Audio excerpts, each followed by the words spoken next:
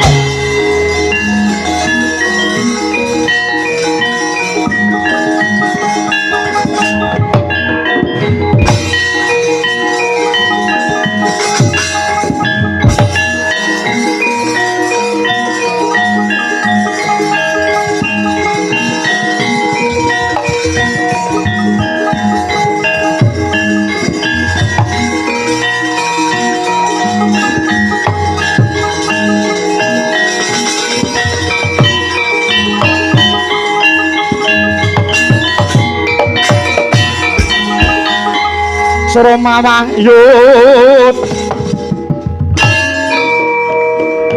Langkang Cendra Gororupa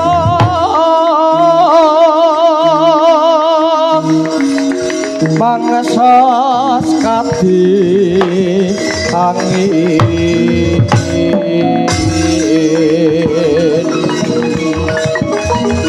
pangsampal keprapan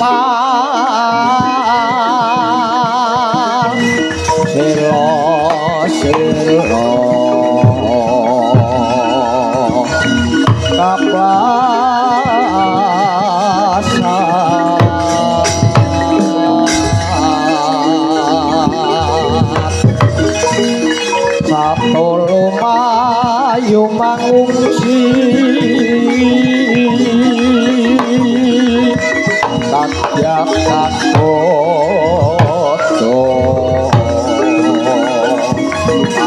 Joko Joko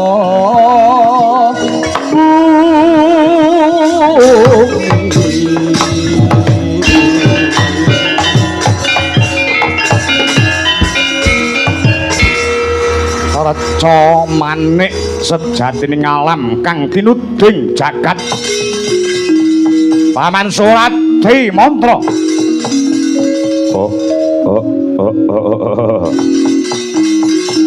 Awun-wun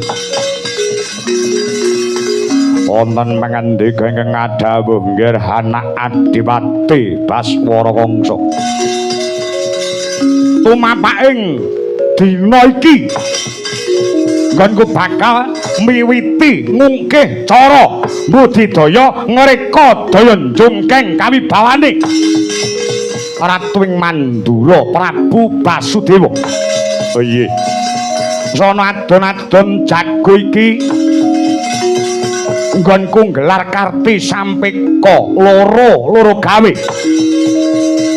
Loro damel liripun kados pundi nggih.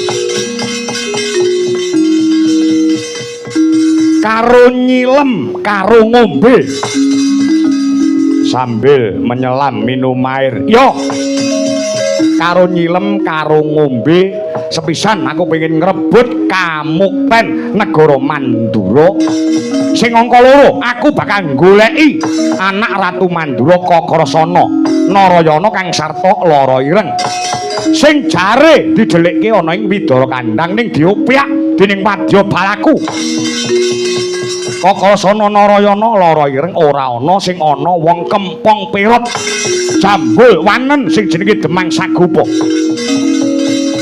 Oh iya ngesaken dawuh. Dina samangka loro gawe sepisan jungkeng kawibawaning Ratu Mandura sing angka 2 golek tedak turuning Basudewa. Sing besok calone bakal diwenehi panguwasa ana ing bumi Mandura. Sendika ngesaken dawuh. Mang toto yo diwiti adon-adon jago lawan jago saka Mandura.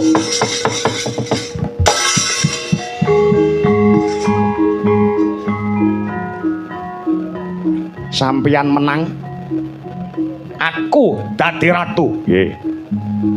Yen aku ratune sampeyan patihe. Nggih. Yen aku dadi ratu ning negara Mandura, badhe kula golekne kamukten sampeyan sak keluargane klebu kula. Kula mboten badhe gagas nek kula dadi ratu, mboten badhe gagas penandange para kawula, bakune kula kalih sampeyan iso dadi wong mubra-mubru, iso dadi wong sugih. Yen perlu wong Mandura niki mengke pajeke badhe kula ndake 250%. Oh iya. Nggih, ngestaken dawuh. Pun mang manut kula, mengke sugih-sugih. Wong urip teng donya goleki napa? Nek mboten sugih, urip pisan golek rekoso. Mriki golek moyo. Nggih napa mboten? Cocok lah nggih. Mila sampean kudu menang. Nggih. Kula inggih badhe. Nggih, kula percaya kadikdayan sampean. Kok kula giring wonten ing Blapar Kawat Jangat Cinencang.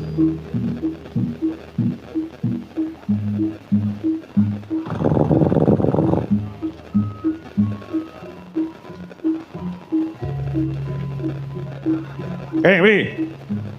Alun-alun Mandura banjir menungso. Keblat papat 5 pancer pengen nyekseni kaya ngono to ramene adon-adon jago sing digelar ana ing alun-alun negara Matubaya. Jan kaya lautan menungso sing nonton ora nganti iso obah paribasane. Wih.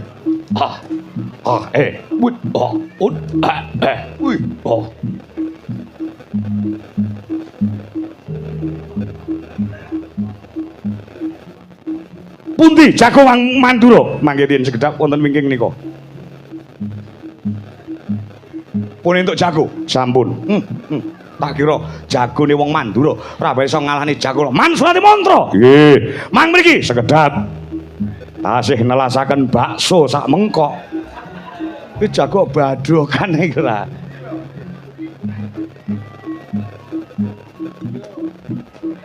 pundi jagone wong Mandura? Sekedap kula aturi ngrantos.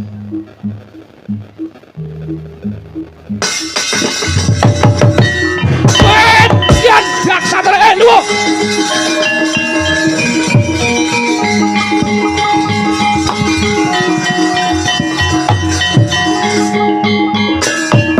Teko ngeget-geti wong. Sapa iki? Jago Mandura Etian Parat.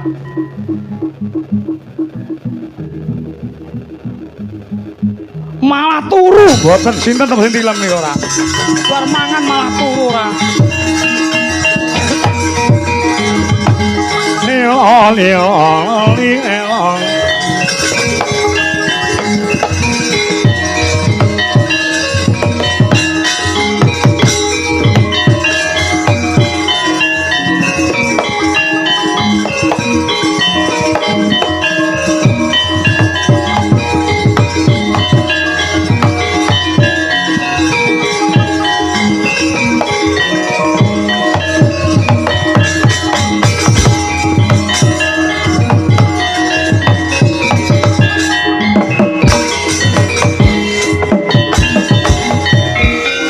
Gunjang kancing langit kelap-kelap katon lurgin sanging alis risang mawe gandrung sabarang katulu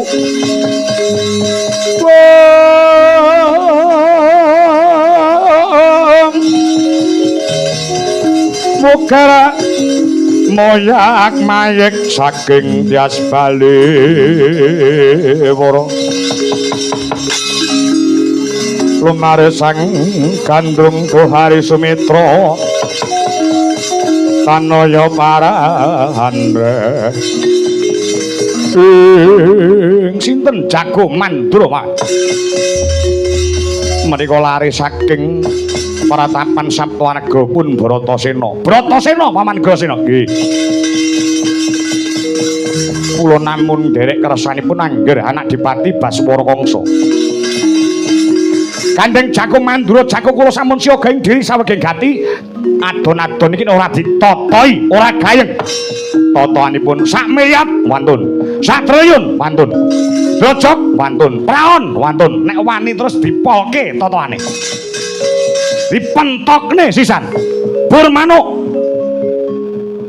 mriku tegesipun waton Jago Mandura si Brata sinten Bratasena ing tumekeng lena tegese mati Ratu Mandura Kanjeng Rama Basudewa kudu lunga ngadeg tanpa nggawa bondo ninggake Mandura ning kosok baline nek Jago kula sing kalah mboten namung bumi Sengkapura gulu kula sing kula udhokke pripun pripun aman piye Bratasena totoane negara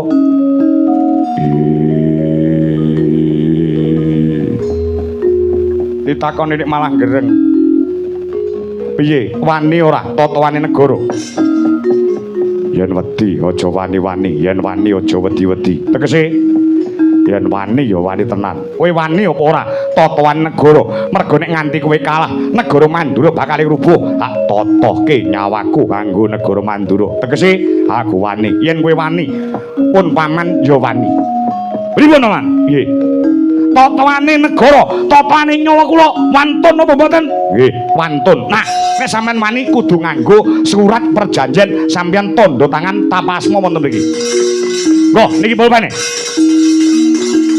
niki surat kekancingan nek nganti ana mblenjani janji niki sing bakal diunggahke wonten ing hukum negara Mandura. Lah wonten mriku. Lah sak nginggile asma panjenengan niku mang tanda tangani. Nggih. Kula wonten sisih mriki, niki kula tanda tangani. Men saya bakoh, men saya rasa, perjanjiane kudu dingenekke. Napa niku? Setempel ngoten. Cara saiki lek ora disetempeli ora iso metu duwite. Nggih. Kula gawane niki nggih bukti yen to kula panjenengan wis ana petung ing mapan wonten nggih ngestaken dawuh manggawa munggah Jago sampeyan wonten Blabar Kawat sanget jenencang.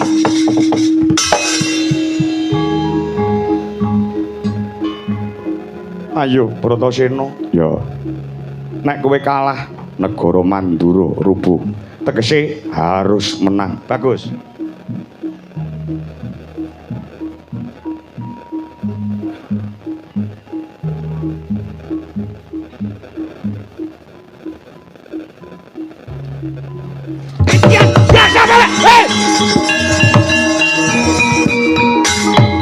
Iblis lanang iso didegelakne iki lho. Parat temenanan ora. Turune mboten. Sinten lho sing dilem ora.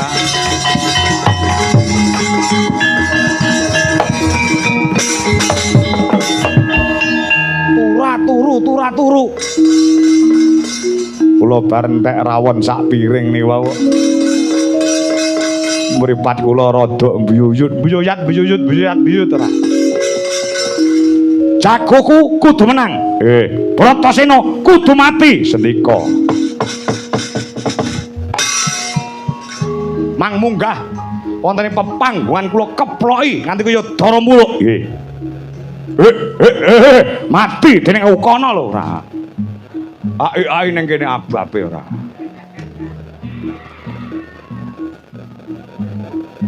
Mbah, mriki Mbah. Nggih.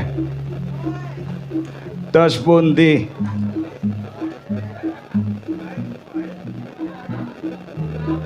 Jagoku bakal tarung, nggih.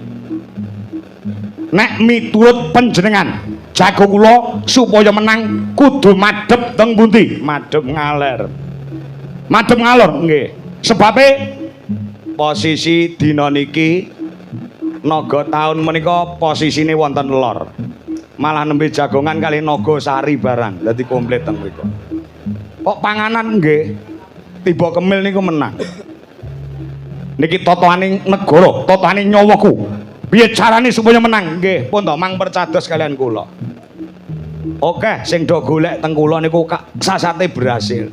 Pengen dadi lurah niku takon aku, kula syarate nggih dadi lurah. Pengen dadi dewan niku sing do sambat kali kula, sasate do dadi kabeh. Lah sampean pengen dadi Ratu Mandura, srana menang adon-adon jago, sampean mboten kleru nek golek dukun kula. Ngoten. Nggih. Jago kula calone menang apa kalah? Kula hitung dina lan pasaran kula gothak-gathukne kok temune angka 6. Angka 6 nggih. Angka 6 tegese, angka 6 niku tegese menang. Buktine 1 menang, 2 kalah, 3 menang, 4 kalah, 5 menang, 6 menang. Menang apa kalah? Menang pemain percaya kula. Loh, niki nggih tuku rokok, leh nyapa to kaya ngene iki. Dadak ngono barang ki nyapa to. Niki rezeki nggih panjenengan. Karo sapa? Wong kula niku nggih sampun naik kelas mbantu panjenengan. Purun apa mboten? Purun rezeki kok tak anggite ora. Sepi-sepi kaya ngene kok dikai dhuwit ra gelem. Lor kidul netan kula niku ping prongos ngono kok. Nah, rezeki kok ra dikeke. Ora ditampani ora. Mang dongake nggih.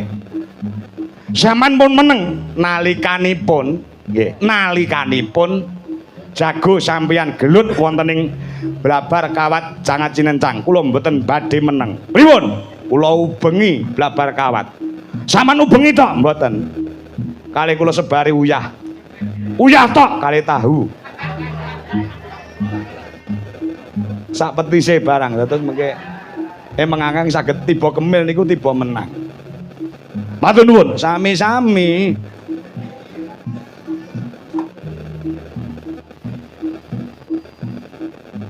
Menang karepmu, kalah karepmu.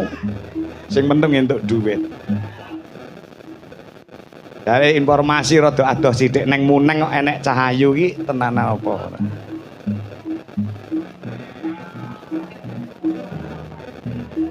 Lumayan lah kena nggih tombo adem rendeng-rendeng kaya ngene iki. Jare enek cah umure 20 taun nggih Cik. Model iki mripate ngriyip kaya Cina. Ayune kliwat ukur jane tenanan apa ora? Iki to. Nggih, Mbah. Lah iya pira iki? 200, 150 nek gelem. Nggih, Mbah. Lah iya aja angel-angel ora.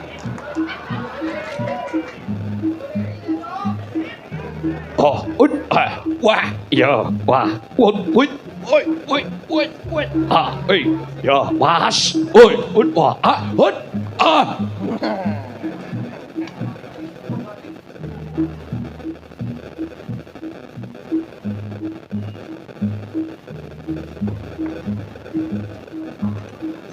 Tambah 100 tanduk ya nduk. Nggih, Mbah. Lah ya aja ngel-angel. Wong dagangan ora kulakan nek angel ya.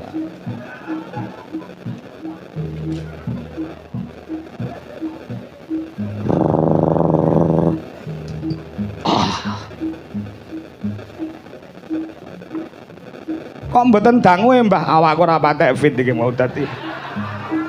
Ya serake tanganku kene nggih tamba boyok keju lah dadi. Engko kapan-kapan aku entuk duit aku rene neh. Sapa mau jenengmu? Sukiyem, Mbah. Lah iya.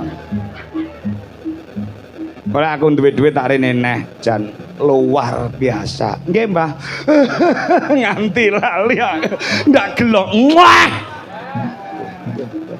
Tuwek polane.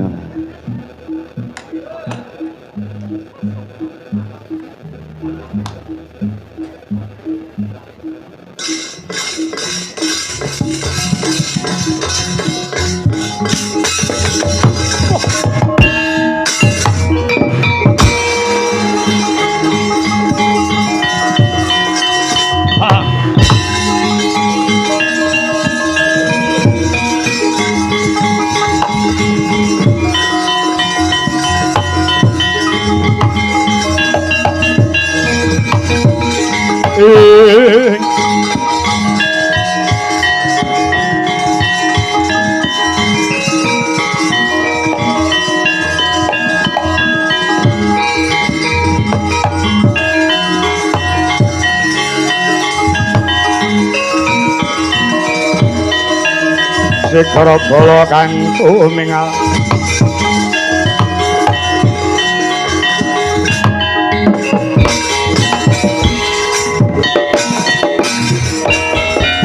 Sekara bala kang tumingal prang campo samya mandali leratat leteng kota dah iwangkung mangun cangidi benjang sangat cimija ati nyong tali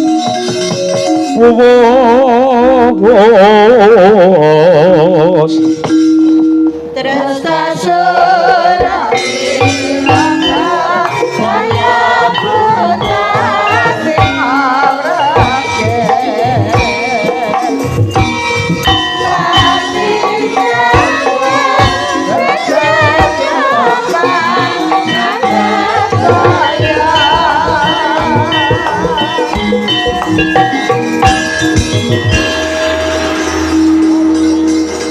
Rata Sena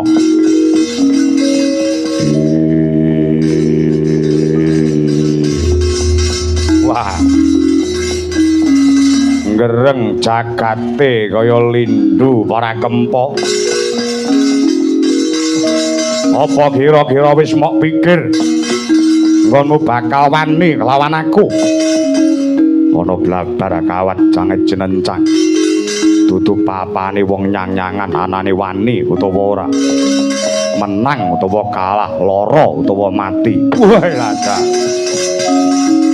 kowe ora kulak pawarata ada pangrungu sapa mungsuhmu uta tilas abdine negara Gwagra Prabu Garawangsa Surati Mantra ing sekti Mandraguna Pramila Jeng Malagan ora sah kaken sesumbar hayo nyododo endi dodo wah nekat temenanan kowe Bratasena kurang-kurang bejane tak sao tak dengkek kokop getemu ora minggat tak giajul pecah ndasmu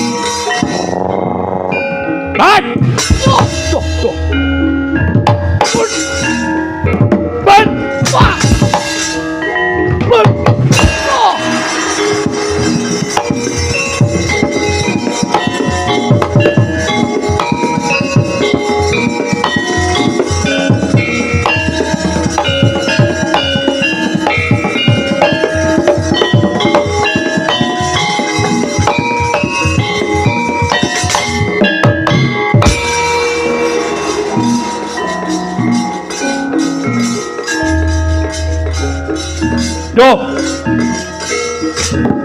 Ah. Wah. Wah. Wah.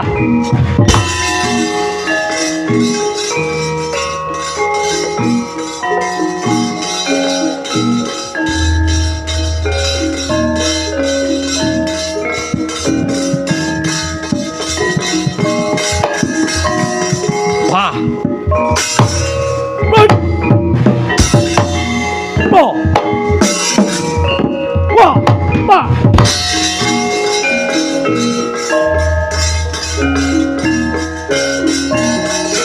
Wah.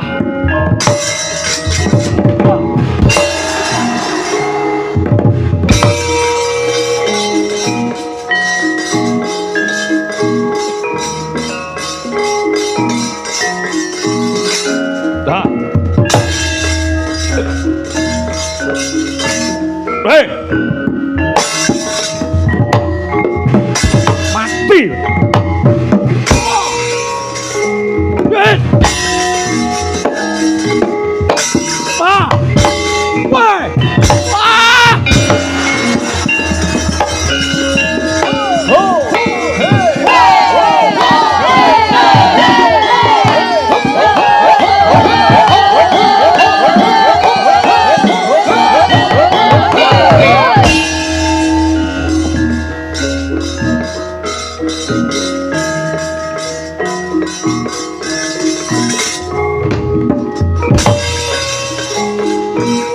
Ayo.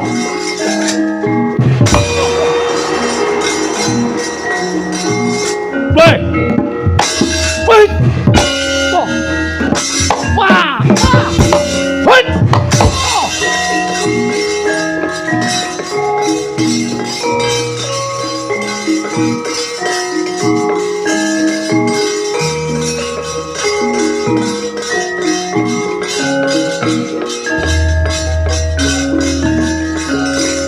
Mas.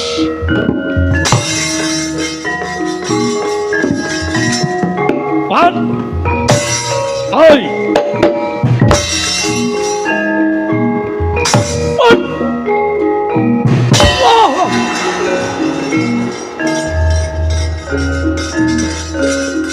Tuh. Pan. Wah. Oh,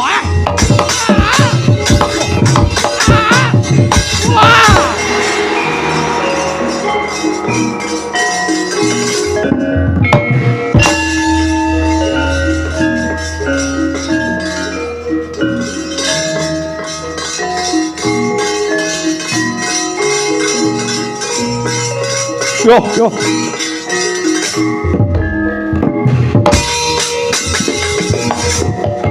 Run!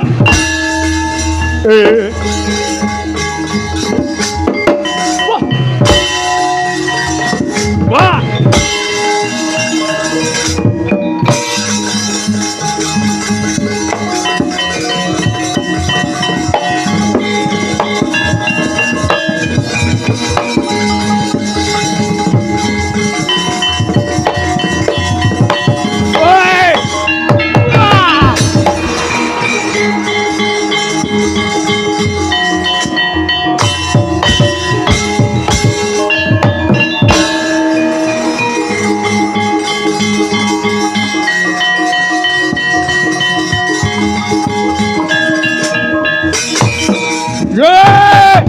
Jupone sih kayak.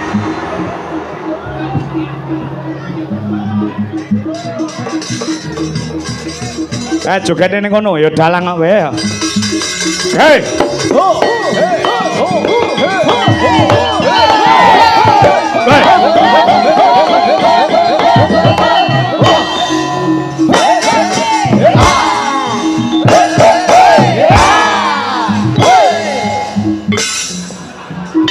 Makasih, makasih. Go.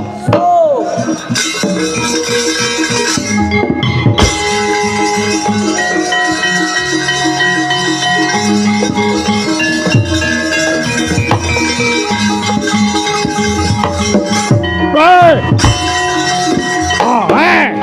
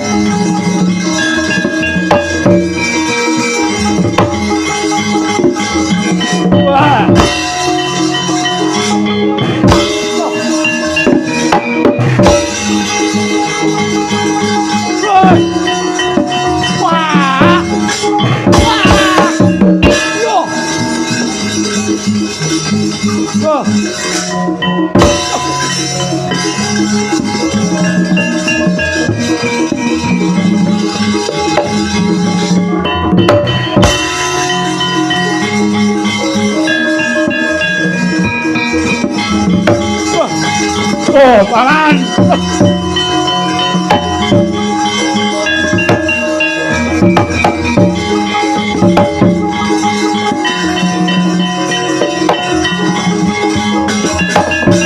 Wah, paman Surati mantra kuwi mati paman.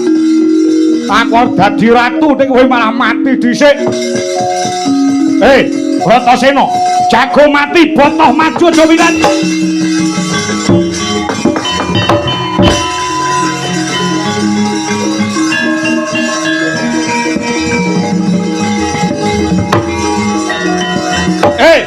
Bratasena, aja wilan.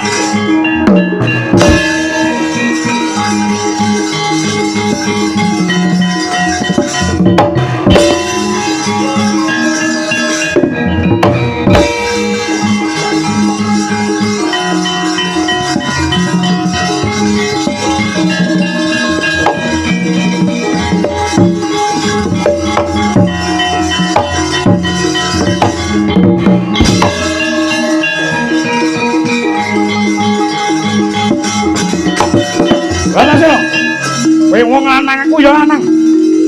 Dina samangku tak buktekne janjiku.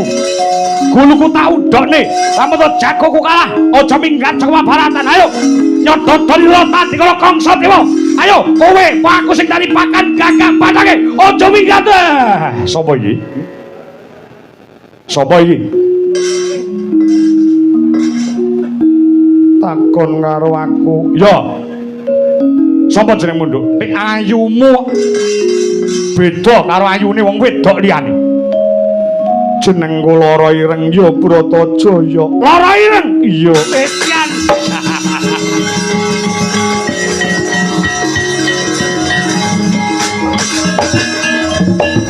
Pak Dek, aku anake sapa? Wiwik Bayang. Wanda.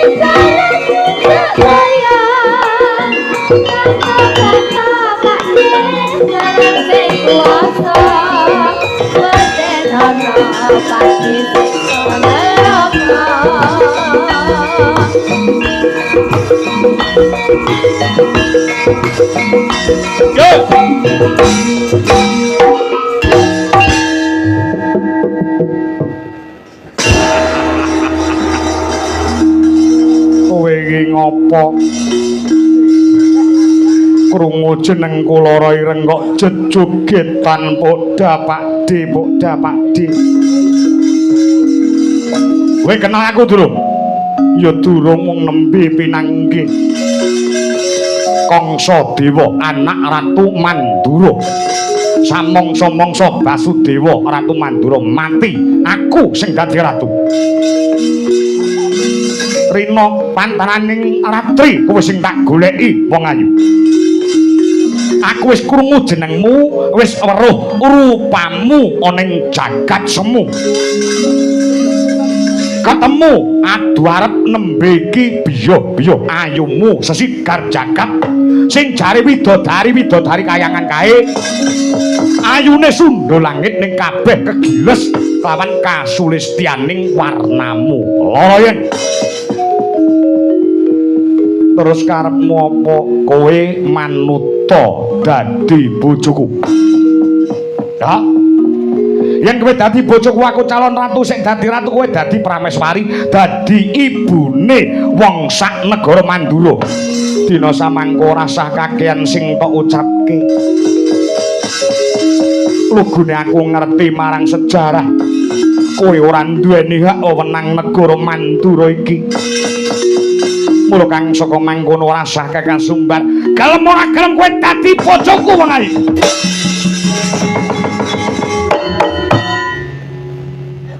Kowe wong wedok Krubyuk Kabutan Pinjung. Kowe mlayu tekan lalaning naga ora bakal iso uwah saka cengkremaning tangane Kangsa Dewa. Rasa gratil tangane. Kudu mukrime barang kok ora ngrungkal ngrangkul njoban jawil. Wong ora tau mangan agama, ora ngerti kelawan tata susila, ora ngerti kelawan perintahing Gusti, endi haram endi halal kaya ngono kuwi. Jawa jawil rumangsane. Tane picek. Poh.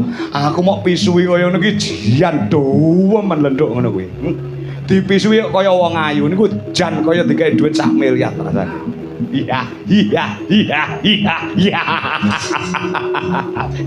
Oh. Aja mlayu. Kowe bojoku.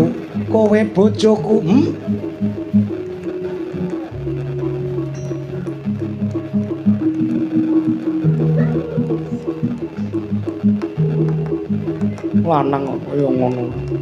Duwe tata krama negara lagi kena wong wedok arep ngrungkang-ngrangkan jual jawil mangsane padakne aku wong wedok sing regane murah ngono. Apa nduk, lek Kangsa Dewa sing mok goleki dhek arep ngrabi aku lho paten ana. Tenane lho. Iya, sawangan kedanan karo aku, nyawang aku ora gelem kedhep mripate. Blas enek 2 menit, 3 menit, 5 menit ki mripate ora kedhep, jak bake jebul tak sawang mripate ora kedhep ki nggon telapukan diganjel karo korek jes.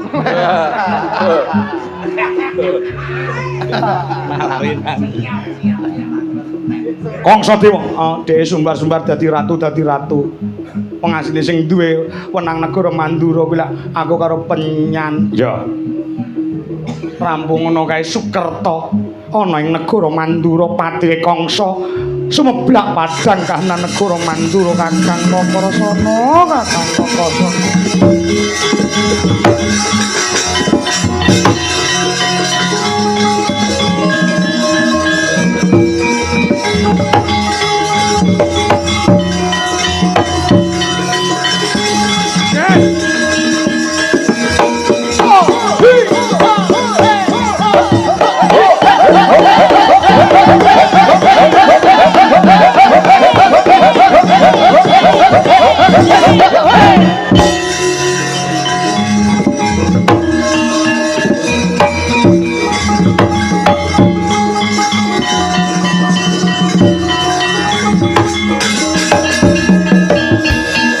Sumangka hanggro sesumbaran Win duket tara bumi gonjeng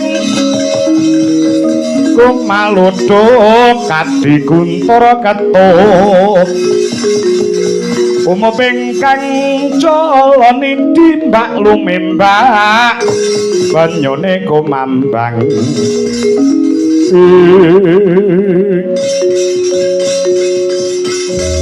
kulitmu bule jenengmu mesti Kokrasana ya Kokrasana bocah Widara Kandhang kowe Kangsadewa ya pancen manggon penggiki mangsa ngelak wanci gawe geger tatanan negara Mandura aku nadyanto bocah desa ora iso nugel gulumu jojol Kokrasana wah pengin mutar saiki mangsa ora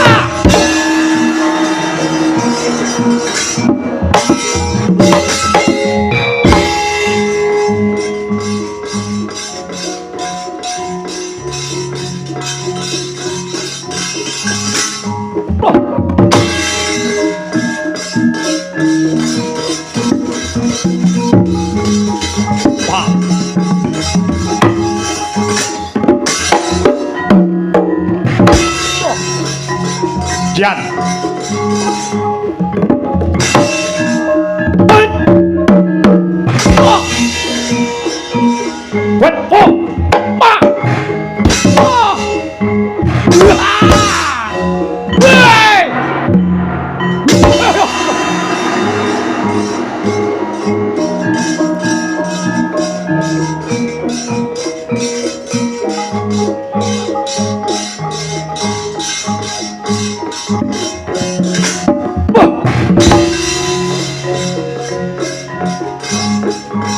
desa rasa tenan kulino macul kulino nandur pari ayo nadyan toke wong kutha nek ora ana wing desa kaya jeneng Kokrasana ora bakal iso mangan mergo sing nandur pari ki wong desa tong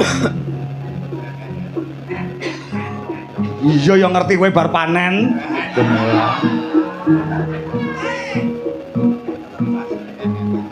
hut oh ya masuk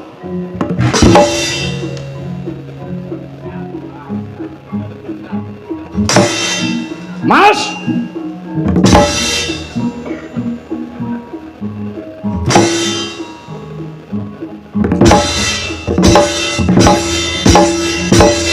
hebat tenan hebat piye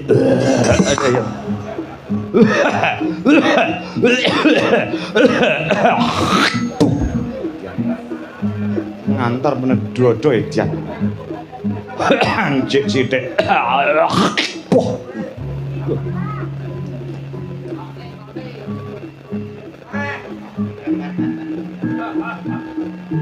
pas wah pejuang belum kowe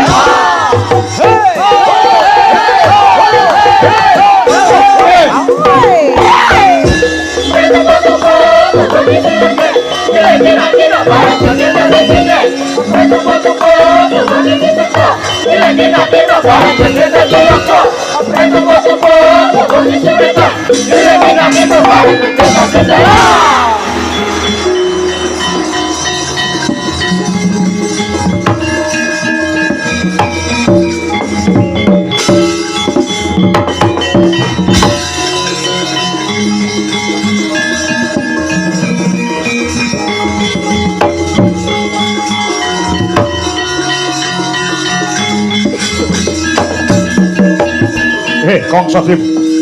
Mbok menawa wis tumeka wahyaning mangsa kala. Ya nang kala sing bakal nguntake nyawang Kangsa Dewa.